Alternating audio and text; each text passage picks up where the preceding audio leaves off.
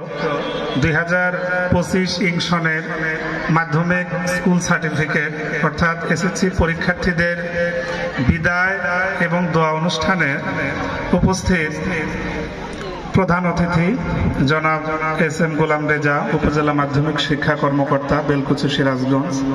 বিশেষ অতিথি জনাব মোহাম্মদ নাজির উদ্দিন, উপজেলা একাডেমিক সুপারভাইজার, বেলকুচি, সিরাজগঞ্জ। সভাপতি জনাব খন্দকার নজরুল ইসলাম, অধ্যক্ষ, Baniagati Sitanath academy school and college.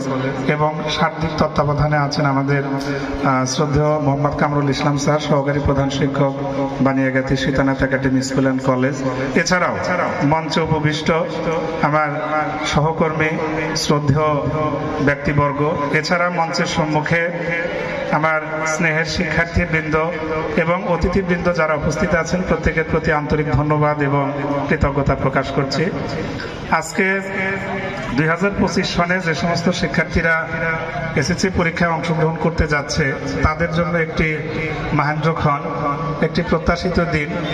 শিক্ষার্থীরা মনে করছে তাদের কাছে এটা বিদায়, আর আমরা মনে করছি তাদের জন্য এটা নবদিগন্তের সূচনা। কারণ এটা সময় পরিবর্তনশীল, ইতিপূর্বেও এমনটা হয়েছে, ভবিষ্যতে এমন হবে, তাদের জায়গায় আবার অন্যরা আসবে, এভাবেই চিরাচরিত নিয়মে চলতে থাকবে প্রকৃতির এই অপার লীলা। তো শিক্ষার্থীদের উদ্দেশ্যে কিছু বলছি। যেহেতু তোমাদের দ্বারাই আমাদের প্রতিষ্ঠানের পরিচিতি, সুতরাং তোমাদের ভালো ফলাফল আমরা প্রত্যাশা করি। শুধুমাত্র ভালো ফলাফল নয়, আসলে একটা সার্টিফিকেট কেবলমাত্র জীবন পরিবর্তন করে না। জীবন পরিবর্তনের জন্য আরো কিছু দরকার। আমাদের মধ্যে শৃঙ্খলাবোধ, সততা, নিষ্ঠা, ন্যায়পরায়ণতা, পিতামাতার প্রতি শ্রদ্ধাবোধ, গুরুজনদের প্রতি সম্মান এবং ছোট ভাই বোনদের প্রতি অকৃত্রিম ভালোবাসা, এগুলো তোমাদেরকে অনেক দূর এগিয়ে নিয়ে যাবে। শুধুমাত্র পরীক্ষায় জিপিএ 5 বা ভালো ফল অর্জনকে জীবনের লক্ষ্য হিসেবে তোমরা মনে করবে না। তোমাদেরকে অনেক দূর এগিয়ে যেতে হবে, অনেক পথ পাড়ি দিতে হবে। পড়াশোনার পাশাপাশি আরো কিছু সৃজনশীলতা তোমাদের দেখাতে হবে। তোমাদের মধ্যে অবশ্যই সৃষ্টিকর্তা পড়াশোনা ছাড়া আরো বহু গুণ দিয়েছেন, অনেক বৈশিষ্ট্য তোমাদের দিয়েছেন, সেগুলো তোমাদেরকে প্রস্ফুটিত করতে হবে। তোমরা অনেকে ভালো গান গাইতে পারো, ভালো খেলতে পারো, ভালো আবৃত্তি করতে পারো, ভালো লিখতে পারো। তো তোমার মধ্যে যে প্রতিভাটা আছে, তুমি সেটা বিকাশের পথ তৈরি করবে। প্রয়োজনে আমরা তোমাদেরকে সহযোগিতা করব, চেষ্টা করবে। আমরা সবসময় চাবো তোমরা শুধুমাত্র এই প্রতিষ্ঠানে না, জাতীয় পর্যায়ে এবং দেশের জন্য ভালো কিছু করো। কারণ তোমাদের প্রকৃত মানুষ হিসাবে গড়ে উঠতে হবে। আমাদের দেশে হবে সেই ছেলে কবে কথায় না বড় হয়ে কাজে বড় হবে। তো তোমাদের আমরা কাজে বড় দেখতে চাই।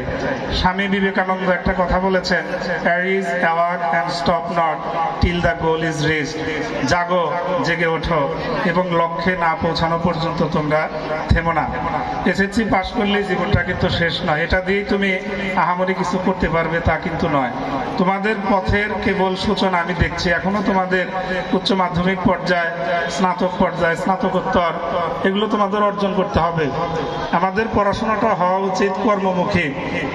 আমি অনেককেই দেখি এই বয়সে মানে শুধুমাত্র পড়াশোনার উপর নির্ভর। আমি যতটুকু জানি, এখানে যে সমস্ত শিক্ষার্থীরা পড়াশোনা করছে তারা অধিকাংশ একদম নিম্নবিত্ত পরিবার থেকে উঠে আসা।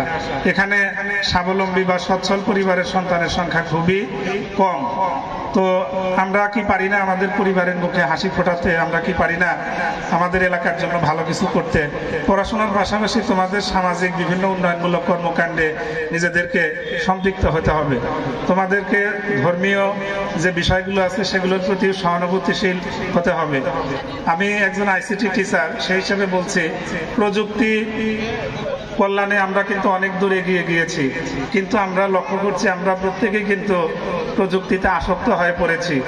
এমন একটা সিচুয়েশন হয়ে গেছে যে সবাই সন্ধ্যা হলে যার যার মতো ব্যস্ত। ঠিক আছে, মা এক ঘরে ব্যস্ত, বাবা আর এক ঘরে ব্যস্ত, দুই সন্তান দুই কক্ষে ব্যস্ত। তা আমি সবসময় তোমাদের শ্রেণীকক্ষে একটা কথা বলি, প্রযুক্তি যেন আমাদের ব্যবহার করতে না পারে। আমরা প্রযুক্তিকে ব্যবহার করব, কিন্তু কোনোভাবেই প্রযুক্তি যেন আমাদের ব্যবহার করতে না পারে, সেদিকে তোমাদের সজাগ দৃষ্টি রাখতে হবে। তোমরা ঠিক মতো ঘুমাবে, ঠিক মতো ঘুম থেকে উঠবে, মানে ঠিক মতো খেলবে। আসলে যে সময়ের যে কাজ সেটা তোমাদের করতে হবে, তোমাদের মধ্যে সময়ানুবর্তিতাটা অত্যাবশ্যক। যেহেতু তোমাদের সামনে পরীক্ষা এপ্রিল মাস থেকে, সুতরাং মাঝখানে আর একটি মাস আছে বলা চলে। তবে এটা কিন্তু যথেষ্ট নয়, দেখতে দেখতে কিন্তু বেশ কয়েকটি মাস তোমরা অতিক্রান্ত করে ফেলেছো। এখন পড়ার টেবিলে তোমাদের আরো গভীরভাবে বসতে হবে, ঠিক আছে? যে বিষয়গুলোর প্রতি তোমাদের দুর্বলতা আছে তোমরা আমাদের শরণাপন্ন হবে। তোমাদের এখানে ক্লাস শেষ হলেও আমরা তোমাদের পাশে আছি, যে কোনো পরামর্শ, যে কোনো সহযোগিতা যদি লাগে অবশ্যই আমরা তোমাদের সেটি করার আপ্রাণ চেষ্টা করব। আমরা চাই তোমরা ভালো কিছু করো, পরিবারের জন্য ভালো কিছু করো। আর একটা বিষয় বলি, আমাদের প্রতি বছরই যে সমস্যাটার মুখোমুখি আমরা হই সেটি হচ্ছে পরীক্ষা কেন্দ্রে তোমরা মূলত বিদ্যালয়ের যে নির্ধারিত পোশাক সেটি পরে যাও না। দেখো আজকে বিদায় অনুষ্ঠান উপলক্ষে তোমরা পাঞ্জাবি পরে এসেছো, দেখতে নিঃসন্দেহে কিন্তু ভালো লাগছে।